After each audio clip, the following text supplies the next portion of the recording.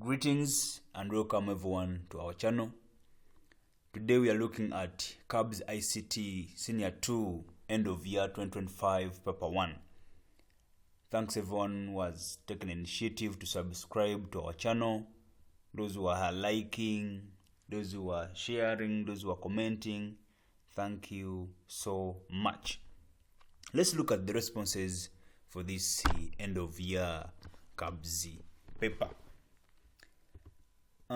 When you look at this question paper, Information and Communication Technology, Paper 1, KABS ICT Resources Center, Senior 2, End of Year Examination. Yes, this is the paper that we are going to look through and see the expected responses. However, before we dive into this paper, don't forget that this is Sunday 30th. We are having a grand ICT annual teacher capacity building workshop. Yes, don't forget. This is Sunday 30th. We are having this teachers workshop. I told you that we have been having these workshops since the year started from different regions. Eastern, Western, Northern, Southern. Now we are back in Central, our region. Come at the National ICT Innovation Hub, Nakawa, Kampala. This is where the workshop is going to take place, and it is free of charge. It is free of charge. However, other workshops, a fee was incurred, but this one is free of charge.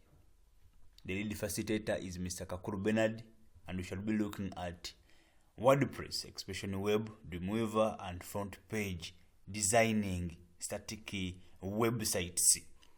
He has not moved alone. Together with the ICT Teachers Association of Uganda, ITAU President, Mr. Richamzi Ronald, and he will be looking at AI and developing assessment items for ICT new curriculum. Please don't miss. It is free of charge. Just move along with a snack, with a drink to accompany the session. Please don't miss. Well, moving on with our KABS paper. Moving on, let's try to see the paper. Here are the instructions. The paper consists of two sections, A and B. It has 5 examination items. Section A has 2 items. Answer 1 item from section A. Section B has 3 items. Answer 1 item from section B. Answer 2 examination items in all. In addition, items answered will not be scored. All responses should be presented in formal writing layouts.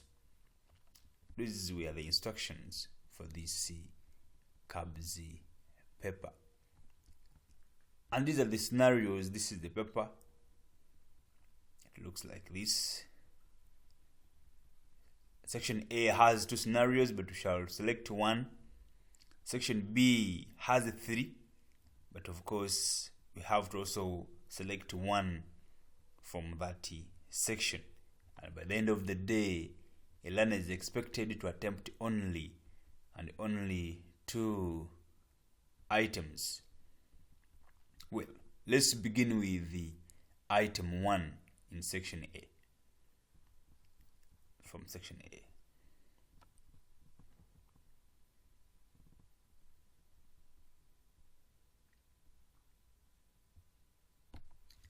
In today's digital world, many sectors including education, banking, health, agriculture, and security now rely heavily on technology to perform their day-to-day activities.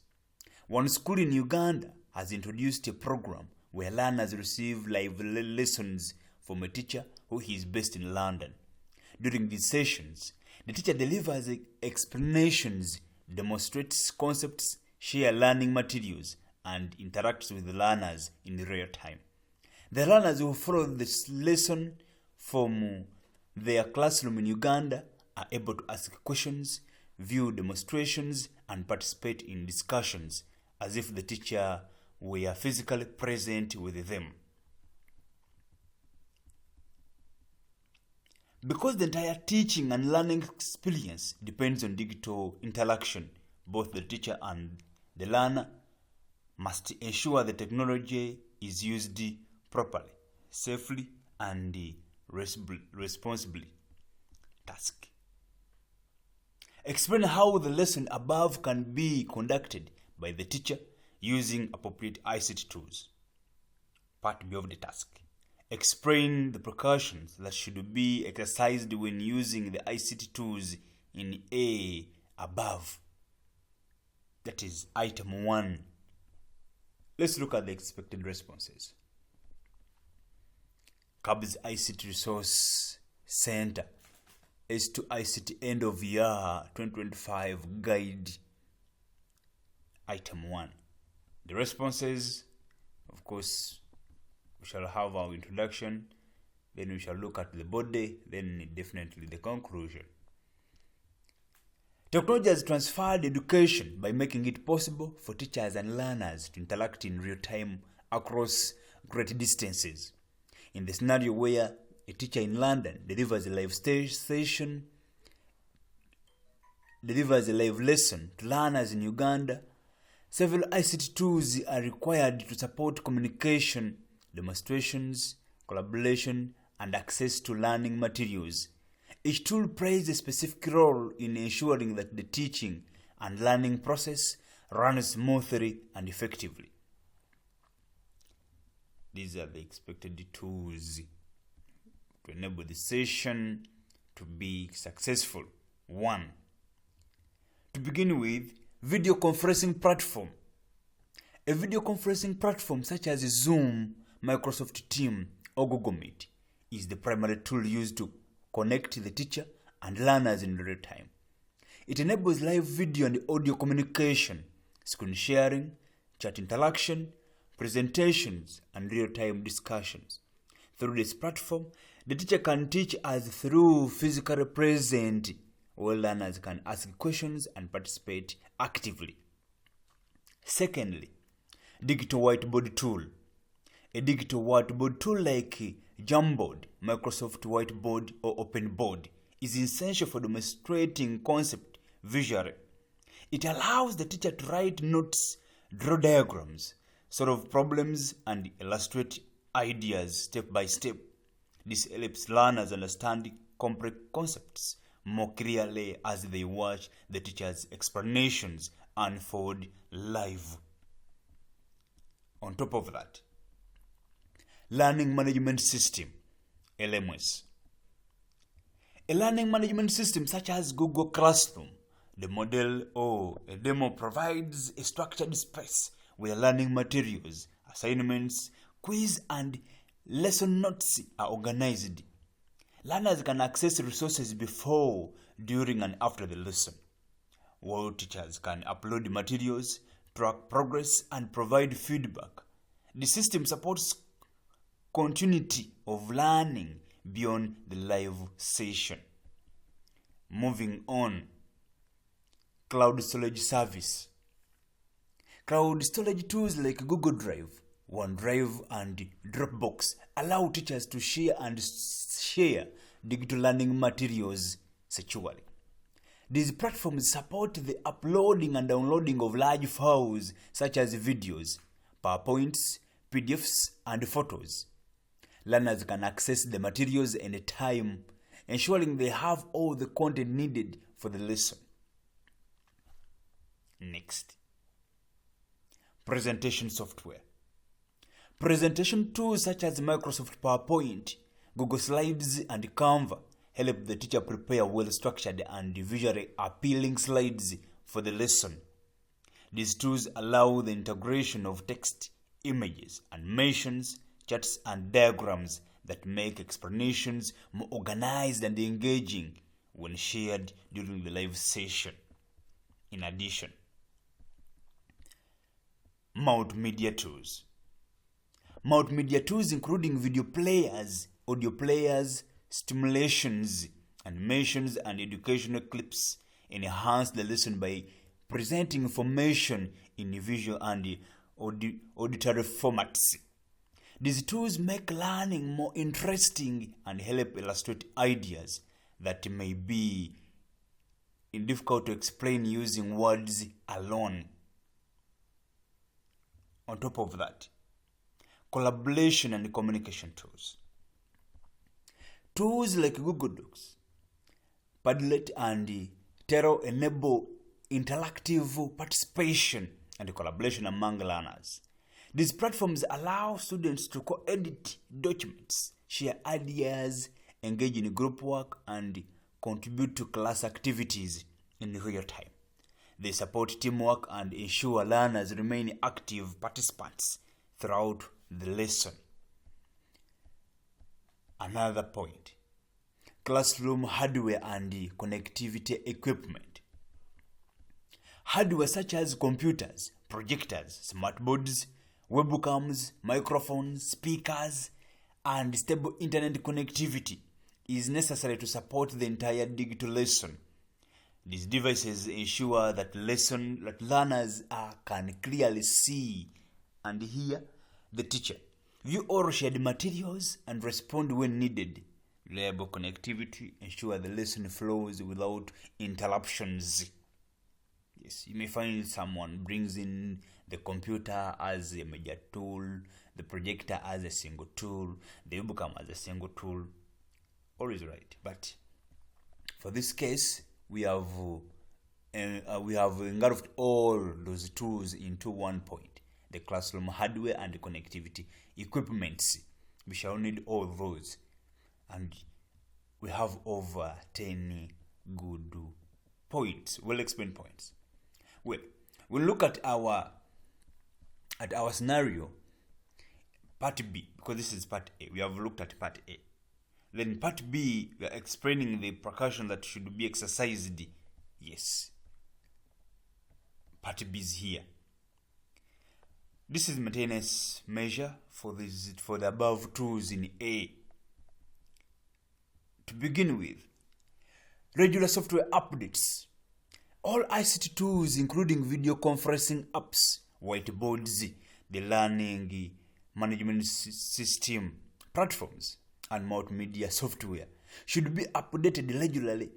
Updates improve performance, fix bugs, and strengthen security, ensuring smooth and uninterrupted lessons.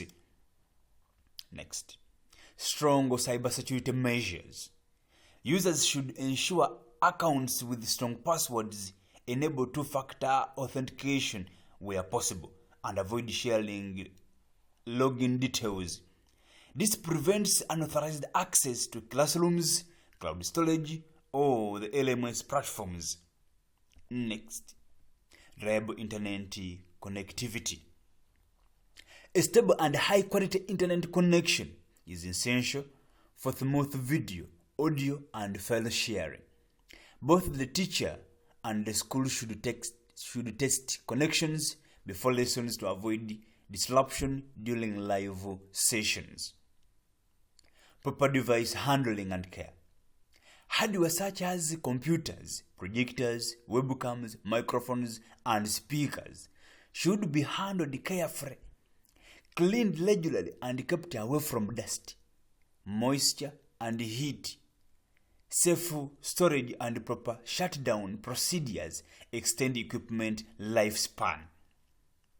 In addition to that, safe and responsible digital behavior. Learners and teachers should behave respectively online, avoid misuse of chat or collaboration tools, and follow school digital conduct policies. This maintains a productive and safe online learning environment. Not forgetting protection against malware and viruses.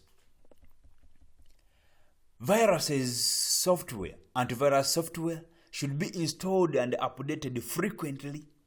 Files from cloud storage, multimedia sources, or shared drives must be scanned before opening to prevent infections that can damage devices or compromise data. On top of that, organized files and data management. Digital materials such as presentations, notes, assignments, and recordings should be stored in clear labeled folders and backed up regularly. Proper organization ensures easy access and reduces the task of losing important files. And lastly, proper ergonomics and health practices.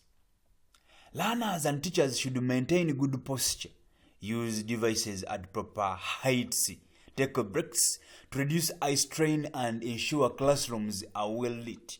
These practices promote comfort and prevent fatigue during prolonged ICT use. Looking at the conclusion of the scenario. Using ICT tools such as video conferencing platforms, whiteboards, LMS, cloud storage, and classroom hardware makes it possible for teachers and learners to connect across long distances. When each tool is used responsibly and properly maintained, the lessons become smooth, safe, and high effective. These were the expected responses for our item 1. Well, let's look at our item 2 of the question paper. Remember, in section A, we are to either pick item 1 or we select item 2, because item 1 is introduction to ICT, then item 2 is looking at the computer hardware and system setup. Well, let's look at it. At Nachibale Technical School, several computers in the ICT laboratory overheat, shut down unexpectedly, or take long to start during lessons. When opened, some system units have dust-covered fans, others have loose power cables, and a few computers emit a burning smell when switched on. In addition, students often switch off the computers directly from the sockets instead of following the shutdown process, leading to frequent system failures and data loss. Task. Explain likely hardware causes of these problems and describe how they can be corrected, including safe setup and shutdown procedures. Yes, let's look at the response for item 2. Of course, we'll look at the introduction first. Computers must be properly maintained to ensure reliable performance in an ICT laboratory. At Nachibale Technical School, issues such as overheating, slow startup, sudden shutdowns, and burning smells indicate a combination of hardware faults and improper handling.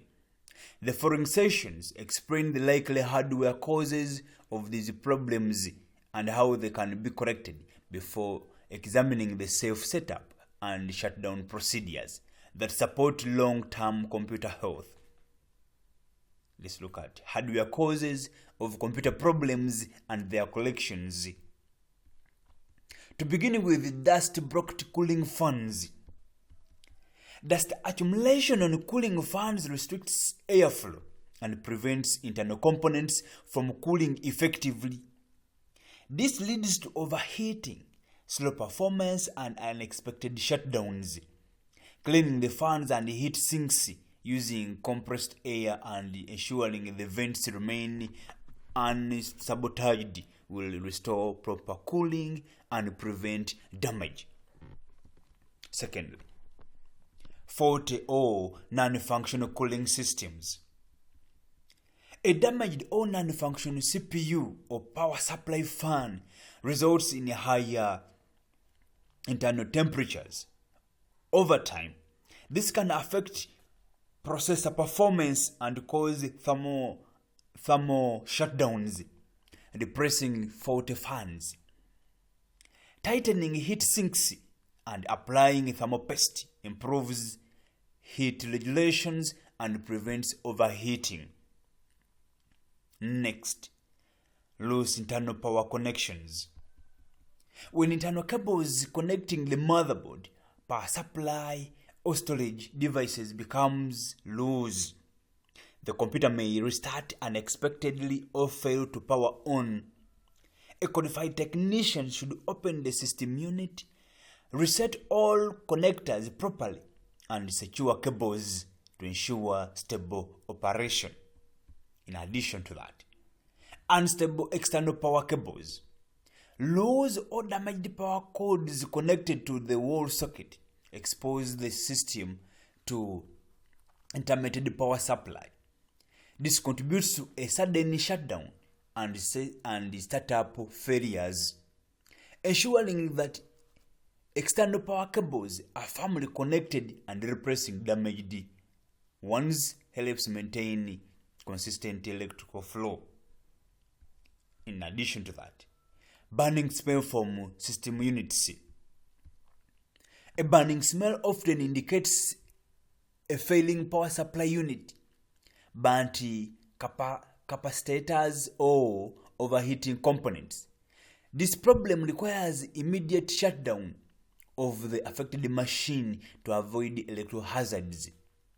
The faulty power supply or damaged components should be replaced by a technician to prevent further damage.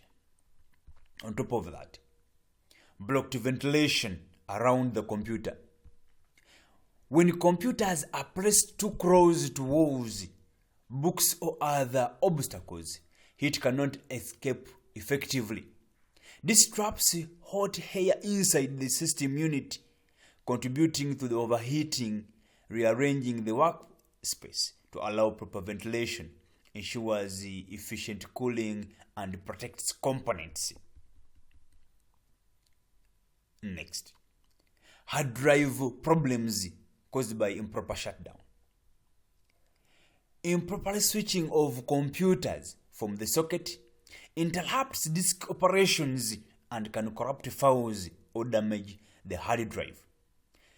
Repairing or replacing affected drives and discouraging improper shutdown practices helps restore performance and prevent future damage. Lastly, frequent improper shutdown practices. This is in one clause. Switching computers off directly from the socket instead of using the operating system's shutdown command leads to data corruption and system instability. Training students on correct shutdown procedures and supervising their use of lab computers helps reduce damage and prolong the life of the system. Yes. Power surges and unprotected power supply. The absence of power surges exposes computers to voltage spikes, which may damage internal components. Installing surge protectors or uninterruptible power supplies helps protect sensitive hardware and ensure safer operation during power fluctuations. Lastly, lack of regular maintenance schedule. Most issues arise due to poor or irregular maintenance. Without routine cleaning and inspection, dust accumulates, cable loosen, and the components degrade unnoticed. Establishing a maintenance schedule for cleaning, testing fans, checking cables, and monitoring system health greatly improves the reliability. Because when you look at our scenario, talked about us having the causes of these hardware failures and describing how they can be collected or handled. And then we are talking about the safe startup and shutdown procedures. Yes, that's why we're looking at safe startup and shutdown procedures in the same scenario. To begin with, ensure stable power supply. Before powering on the computer, confirm that the power source is stable and that all cables are firmly connected. A stable power supply prevents surges and interruptions that may damage internal components. Second, switch on the wall socket carefully. If the socket is turned off, switch it on gently, checking that the plug sits securely in the outlet. Poor socket connections can cause sudden power loss during operation. 3. Use the system unit power button. The computer should always be started using the power button on the system unit. This activates the hardware and software systems in the correct sequence, preventing electrical shock or system damage. Point 4. Allow the system to boot fully. Once powered on, give the computer time to load the operating system completely. Interrupting the boot process can corrupt startup files and cause future loading problems. Next, log in after booting completes. When the login screen appears, enter the correct credentials and wait for all the background processes to start. Avoid running heavy programs immediately to allow the machine to stabilize. Lastly, onto the startup. Confirm normal system operation. After logging in, observe the computer for unusual noises, slow loading, or warning messages. Early detection of abnormalities prevents system failure during use. Then let's look at the safe shutdown procedures. Save all open work. Before shutting down, it is important to save all active files and documents. This prevents accidental data loss or ensures work is not corrupted. Close all running applications. Close programs properly to allow the system to release resources and clear temporary files. This supports a cleaner shutdown process. Use the operating system's shutdown option or shutdown using start power shutdown. This method safely stops all running programs and powers off the system without harming the hard drive. Wait until the computer turns off completely. Another point. Do not turn off the socket until the computer is still shutting down. Only switch it off after the system has fully powered down. Next, turn off the socket after shutdown if needed. Once the computer is completely off, you may turn off the power socket to conserve electricity. This step should never occur before the shutdown process is finished. Lastly, avoid forced shutdowns. Forced shutdowns such as unplugging the machine or pressing the power button for long periods should only be used when the system is completely unresponsive. Regular forced shutdowns can damage system files and hardware. Looking at the conclusion of item 2, we are still in section A of our KABS ICT S2 end of year 2025 paper 1. Addressing hardware-related problems in the ICT laboratory requires regular maintenance, proper cable management, and adequate ventilation, and timely replacement of faulty components. Equally important is training users to follow safe setup and shutdown procedures to prevent data loss and hardware damage. By combining good maintenance practices with proper user behavior, the school can greatly improve the reliability, lifespan, and efficiency of its computers. Very good. Now, we have new curriculum, resourceful textbooks. This innovative ICT book in blue color is the learner's book. The one in white is the innovative ICT teacher's guide. It fully and massively or massively responds to the learner's book, the one in blue, A level. It has clear notes from senior 5 to senior 6. The book is both a theory and practical. Contact the author onto those numbers. The MTN number is there, the Airtel number is there, and grab a copy in either soft or hard. Still, senior 1 to senior 4, we also got you sorted. ICT at hand. The book is also theory and practical. Kindly grab yourself a copy of this book. Moving on with our KABS paper, section A. Now let's look at section B and see what is there. Section B has 3 items, but we shall respond to one. However, we shall respond to all, and then you select what suits your capacity. Now, section B, we shall look at item 3, which looks at file and folder management.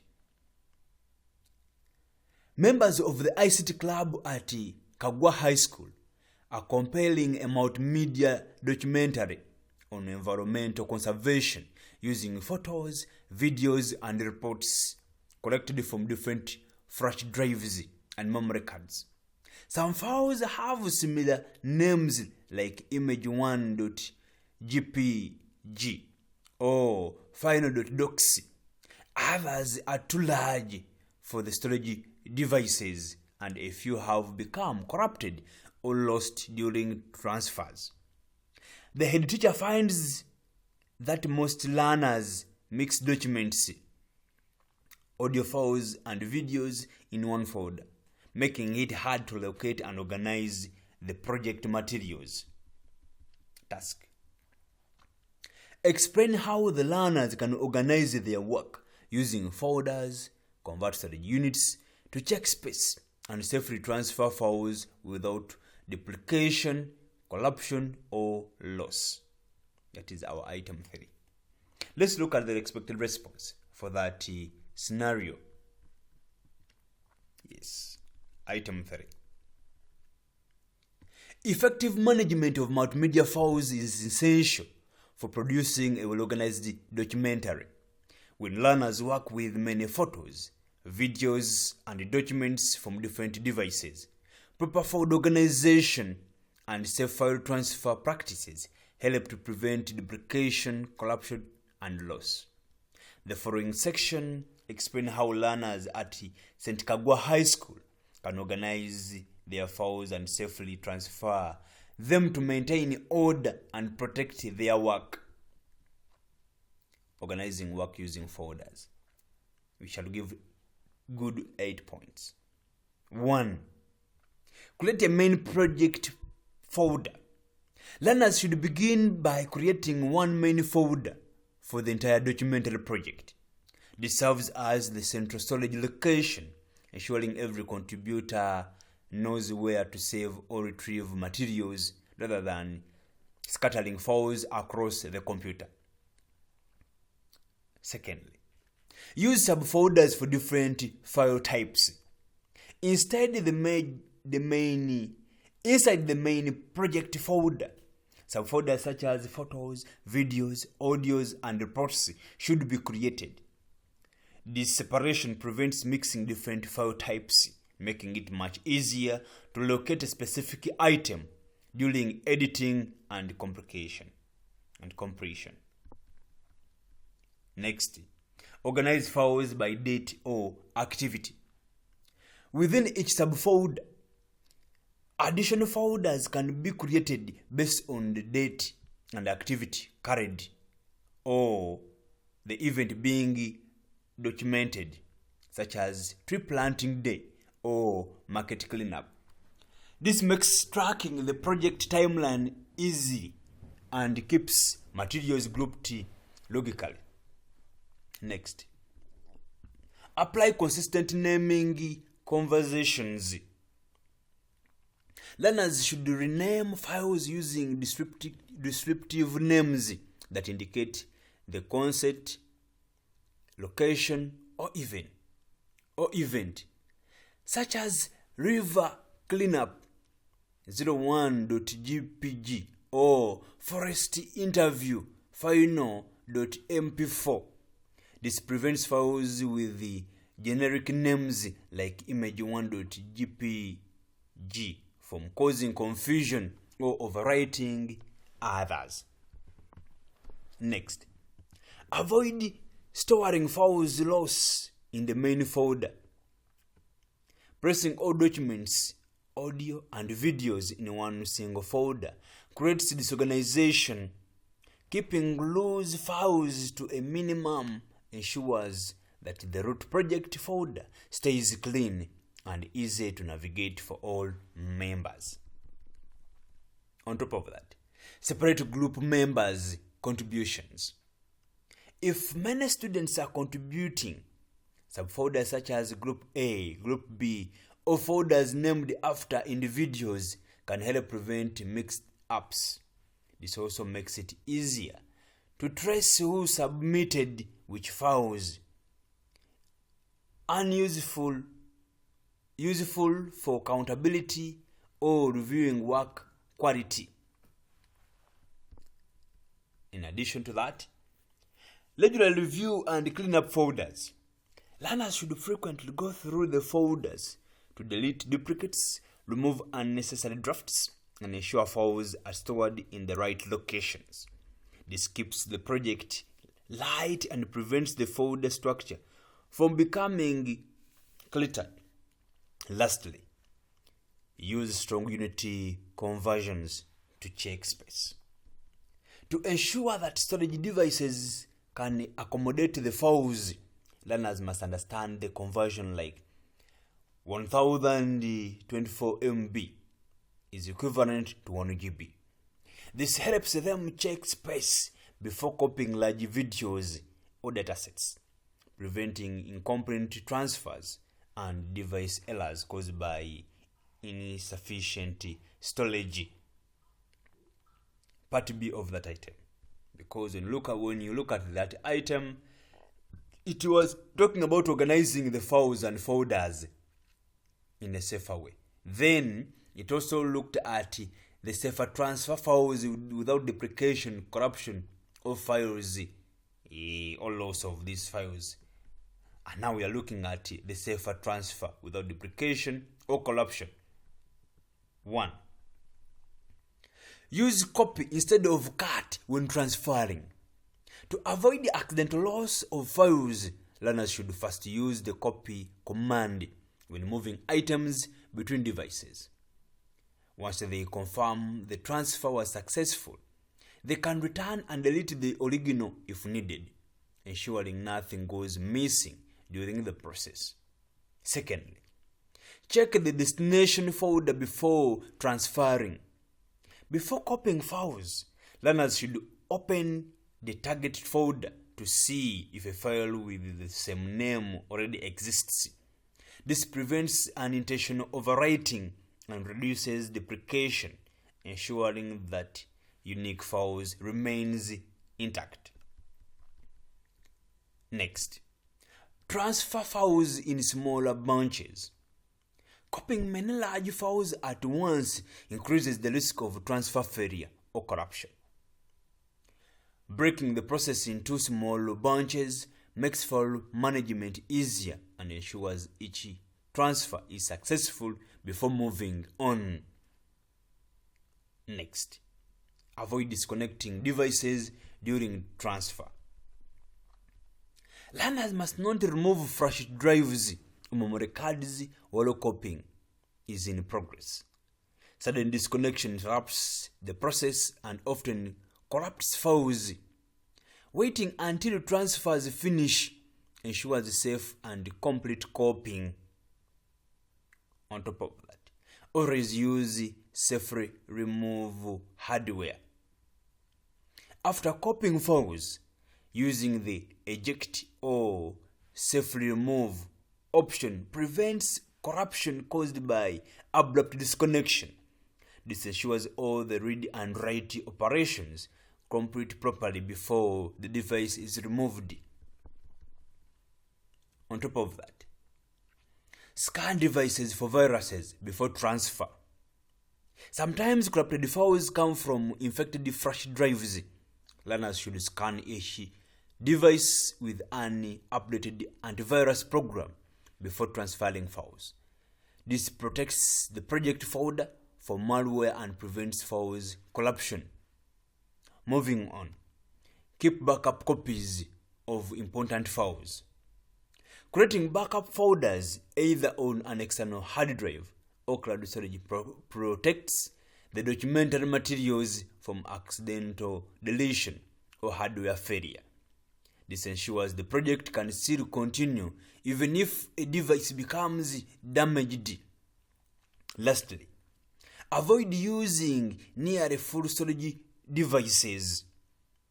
Flash drives and memory cards that are almost full are more prone to errors and corruption during transfers.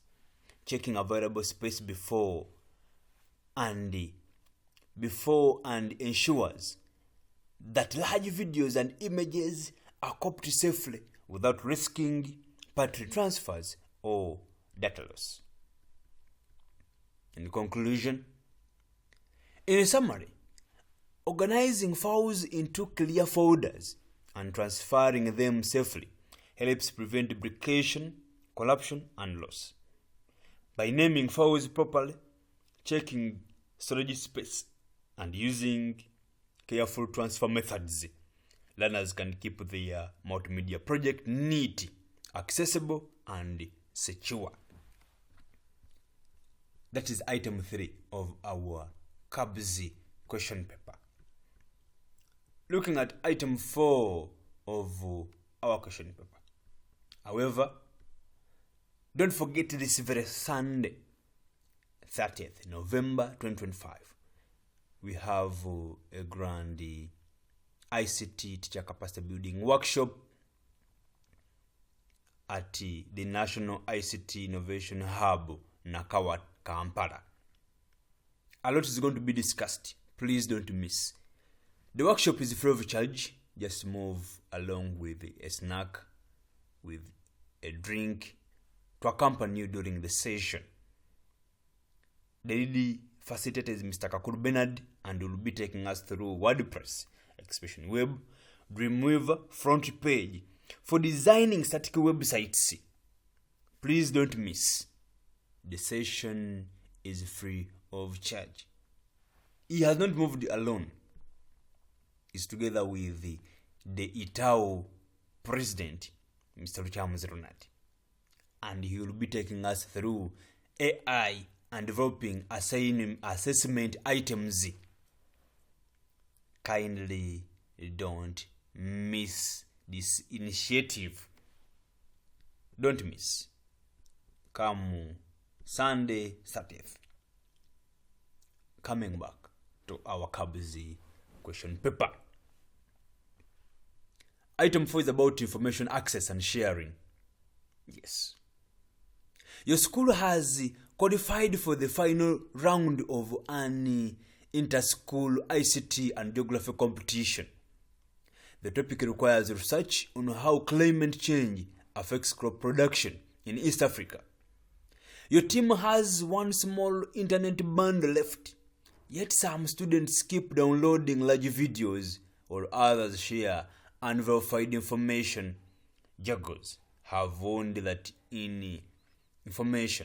Judges have warned that incorrect or plagiarized content will lead to disqualification, but all the information gathered should be put in a Word document and sent to judgec@gmail.com.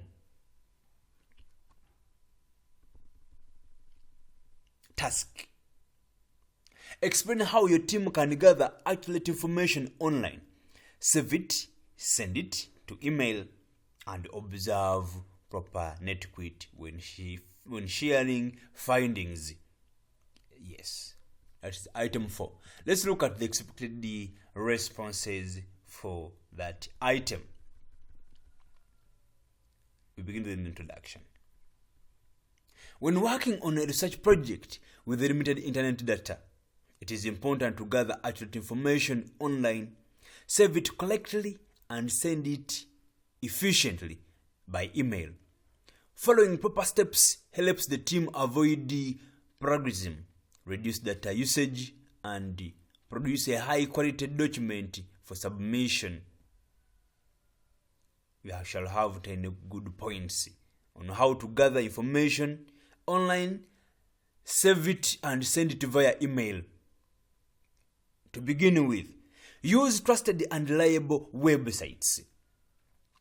Students should begin their research on credible sites such as government portals, educational institutions, research organizations, and reputable news agencies to ensure the information is accurate. 2. Search using specific keywords. Typing clear keywords phrases like climate change impact on crops in East Africa helps reduce data wastage by leading directly to relevant results instead of opening many unnecessary pages. 3.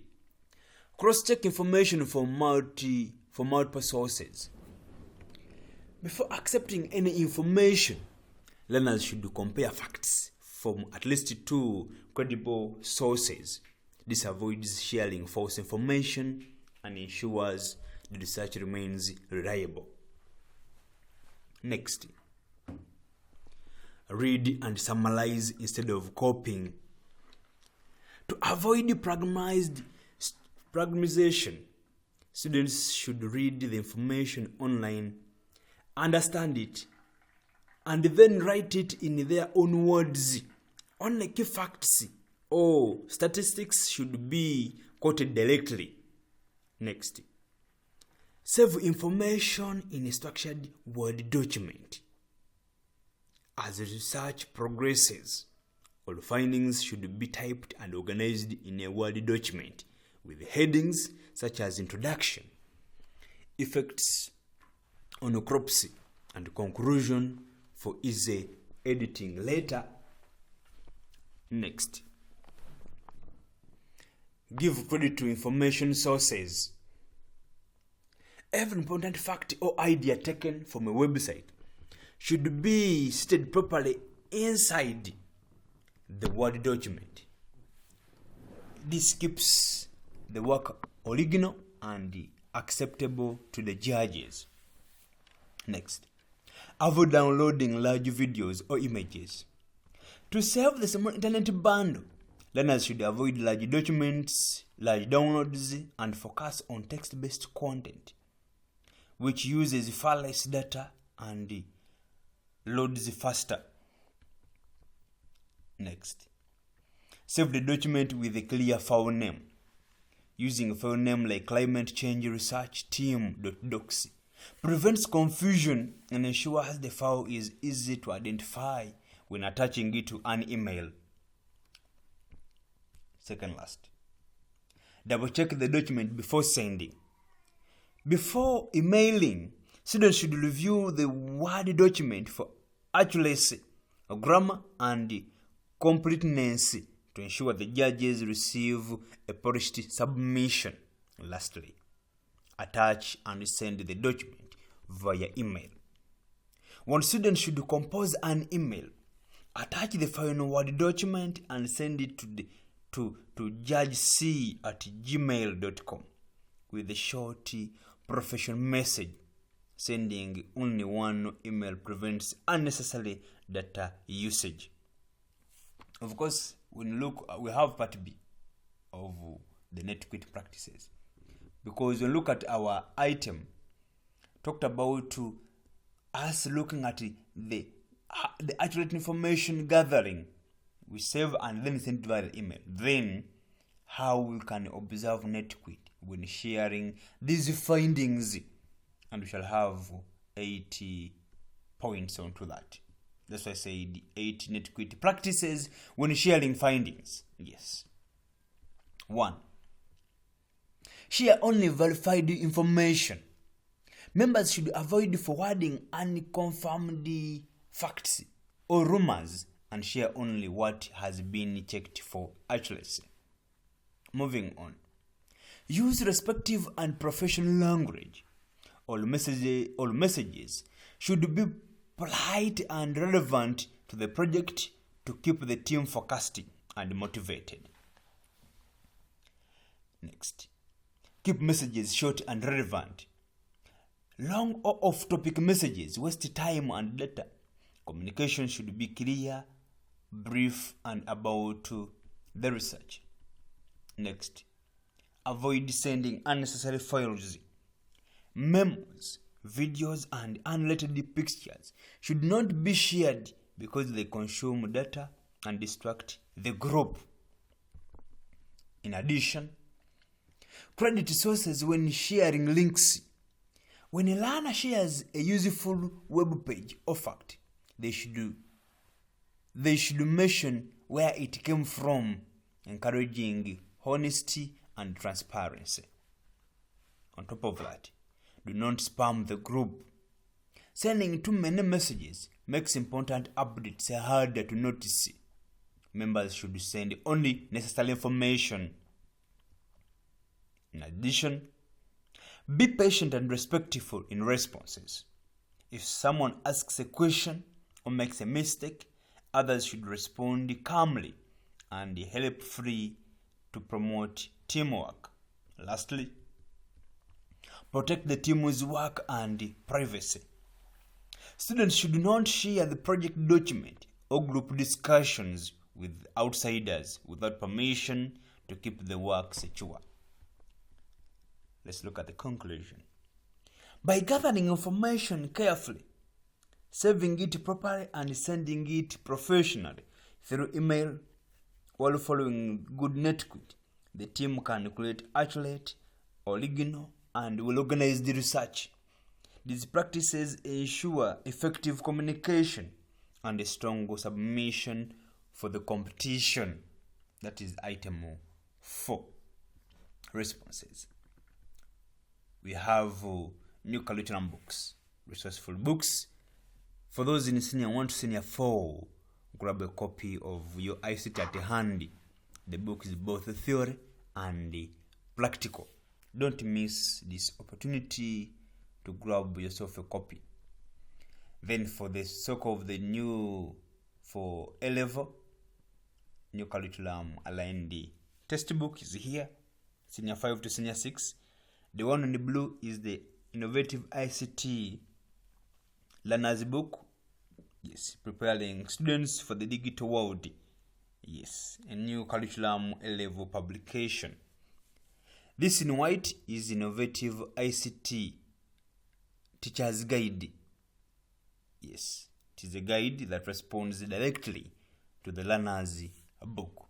Contact the author and grab yourself a copy, either in hard copy or soft copy. Let's move on to item 5 of our question paper. Let's try to see item 5. And item 5 was basically about health and safety. I told you when you look at this question paper, it has 5 item scenarios, but we are supposed to attempt only 2.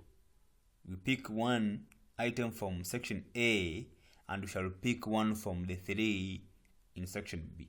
And for us, we have attempted all. However, the learner will attempt the one he sees that is easier or has more concept about it. This is health and safety. A designer at Timbalala Multimedia Studio spends long hours sitting in a small, brightly lit office using 2 monitors, a mouse, and a graphics tablet to edit videos. She rarely takes breaks, eats snacks at her desk, and often complains of high strain, back pain, and fatigue from working under pressure to meet deadlines. Her employer is concerned about her health and wants to maintain productivity without overworking staff. Yes. Task. Explain the possible ICT-related health problems She faces and suggests practical measures she can take to safety, healthy, and productive. That is our item 5. Let's look at the responses for this scenario. Let's look at the responses. The introduction comes down here. Working long hours with digital tools is a confined, brightly lit workspace can expose ICT professions to several health risks. The designer at Imbalala Multimedia Studio is experiencing signs of poor ergonomics, eye strain, and physical fatigue, all of which can affect her well-being and productivity. Understanding the health problems and applying practical solutions can help her work comfortably and remain productive without harming her health. And our simple title: Possible ICT-related health problems and practical solutions. To begin with, eye strain.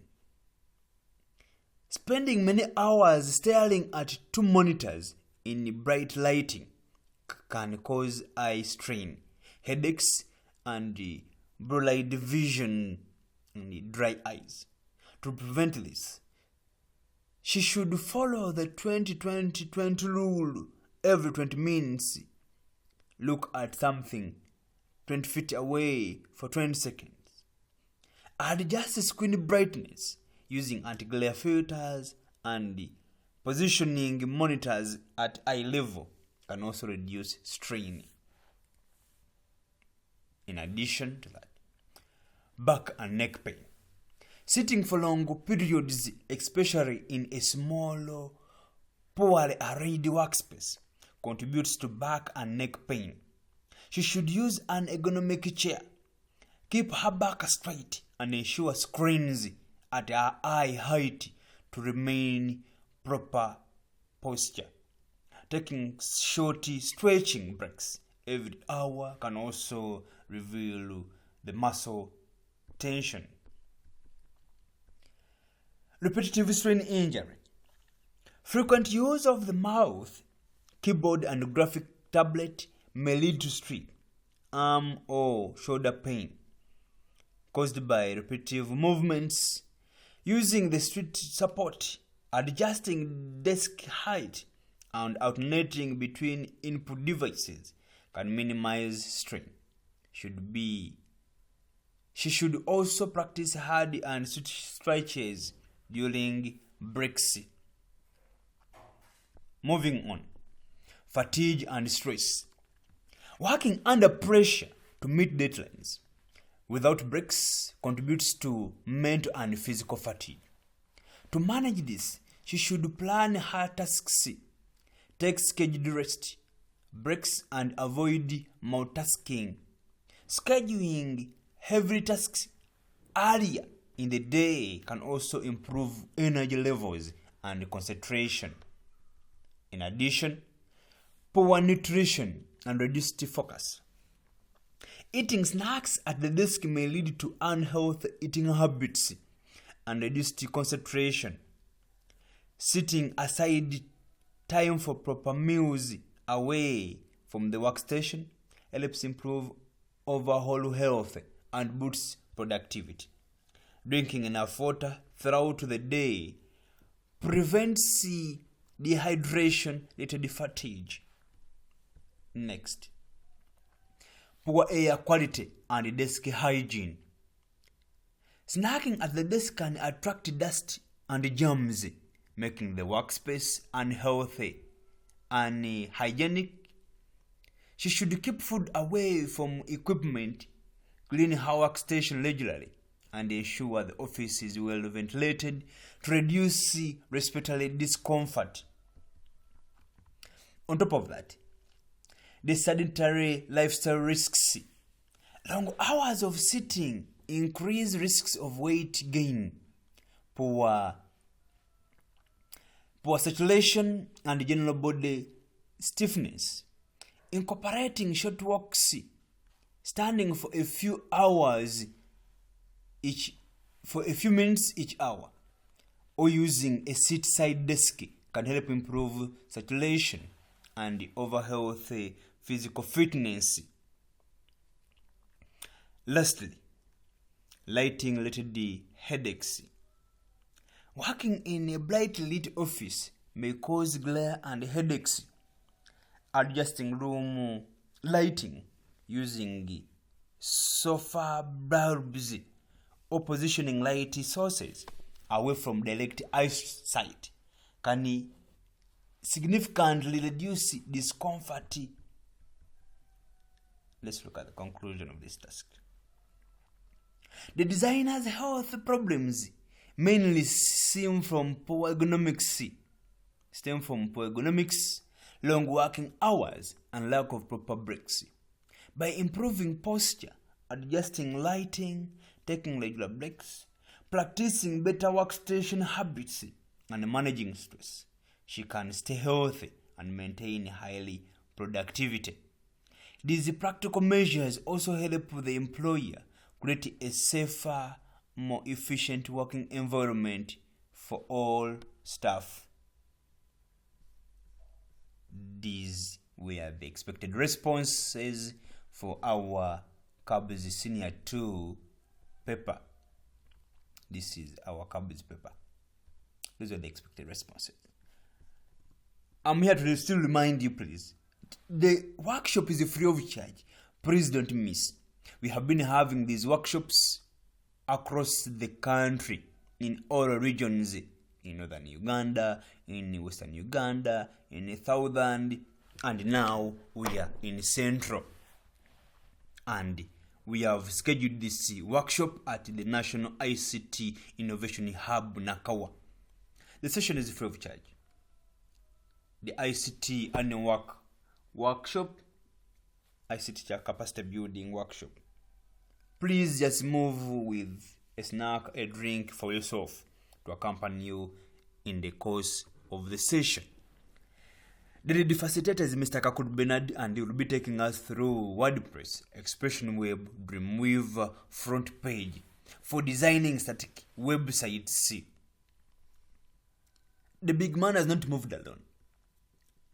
Has been accompanied by the ITAO ICT Teachers Association of Uganda President, Mr. Ruchamuzi Ronald, and he will be taking us through AI and developing assignment and developing assessment items of the new aligned curriculum. There are so many presenters from the ITAO Association. They will be there to share with us, to talk to us, and we shall discuss a lot during the session. Well, thanks for viewing, thanks for subscribing, continue to share, comment as we learn. Thanks for watching. We meet again in the next video. Please stay blessed.